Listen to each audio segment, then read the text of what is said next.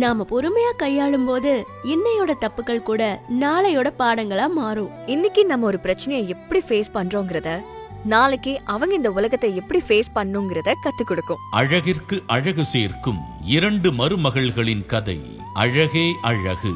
Co-presented by Prithvi women's inner wear மற்றும் தங்கமயில் jewellery. ஜனவரி 26 முதல் திங்கள் முதல் வெள்ளி வரை இரவு 7:30க்கு உங்கள் விஜயில்.